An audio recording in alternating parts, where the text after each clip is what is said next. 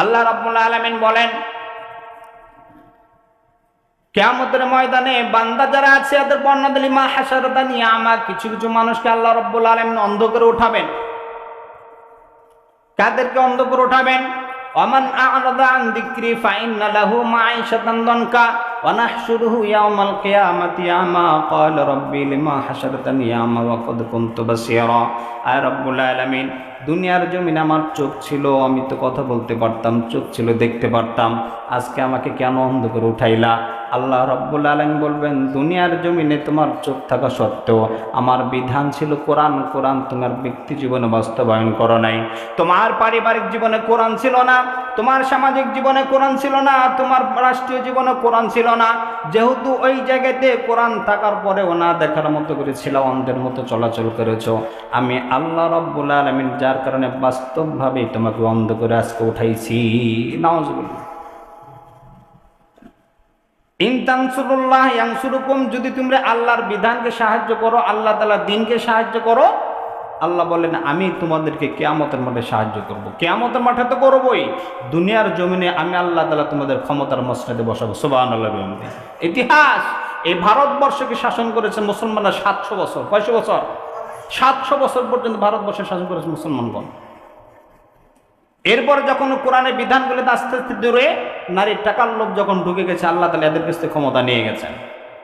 এমন অবস্থা নিয়েছেন, এমন অবস্থা এখন বর্তমানে সারা বিশ্বে মুসলমানরা সবচেয়ে নির্যাতিত। কথা বলেন ঠিক কিনা?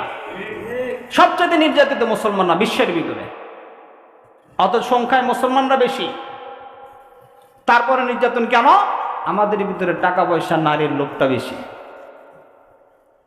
এটা সবচেয়ে বড় অধঃপতন। আমি একজন মুসলমান সমাজে চলছি, আমার চালচলনে বোঝা যায় না আমি মুসলমান। আমার ভিতরে আল্লাহ রাসূলের সুন্নাত নাই, কোরআন নাই, আমি চলতেছি হাফ প্যান্ট পরে রাস্তায় ঘুরছি। কত বড় বেহায়া হলে গেল। 17 বছর, 18 বছর, 20 বছরের বলে আমরা হাফ প্যান্ট পরে ঘুরতেছে রাস্তায়, কেমন লাগে দেখতে? ফ্যাশন নিচ্ছে, ইউরোপিয়ানদের ফ্যাশন। কিয়ামতের মাঠে আল্লাহ তাআলা তাদের সাথে উঠাবেন। নাউজুবিল্লাহ মিন যালিক। এই জন্য যুবক যারা আছে, যারা এই চিন্তা ভাবনাই করি, কেন? কয়েকজনকে জিজ্ঞেস করেছিলাম হাফ প্যান্ট পরো কেন, কি সমস্যা তোমার? প্রয়োজনে 3 কোয়ার্টার পরো, সমস্যা কি? বলতে যদি গরম লাগে। তো এইটা আসার আগে গরম ছিল না? এই হাফ প্যান্ট আসার আগে গরম ছিল? তখনও তো গরম ছিলই। তাহলে এখন এটা যে অজুহাত দ্বারা করাচ্ছি আমরা, মানে আমাদের ভিতরে পশ্চিমাদের কালচার ঢুকেছে। আর মরার পরে হুজুর আমার ছেলে, আমার নাতির জানাজাটা পড়াই দিয়ে যায়। আমরা দিয়ে যেতেছি মিনহা খলাকনাকুম ওয়া ফিহা নুঈদুকুম ওয়া মিনহা নুখরিজুকুম তারাতান উখরা। আল্লাহ বলেন, আর আমরা রাসূল আমরা যেটা বলতেছি, যখন কবরে রেখে আসি বিসমিল্লাহি ওয়া আলা মিল্লাতি রাসূলিল্লাহ, আল্লাহ তোমার নামে তোমার রাসূলের ধর্ম রেখে গেলাম। ওকে সারা জীবন ধর্মের কাজ করে গেছে? কথা কয় না? ধর্মের কাজ করে গেছে। যারা এই কাজগুলো করে তাদের জানাজা দেওয়া ঠিক না।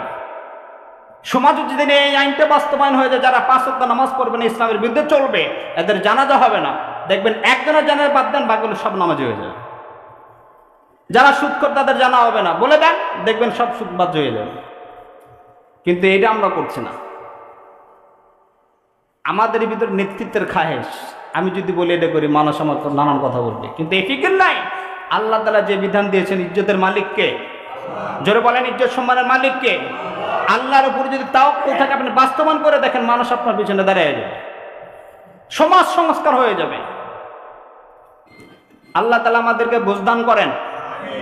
এইটাই তো আল্লাহ তাআলা বলতেছেন, ইন তানসুরুল্লাহ, তোমরা যদি আল্লাহ তাআলাকে সাহায্য করো, অর্থাৎ আল্লাহর দ্বীনকে সাহায্য করো, ইয়ানসুরুকুম, আল্লাহ তাআলা তোমাদেরকে মর্যাদা মসনদে বসাই দিবেন। সুবহানাল্লাহ।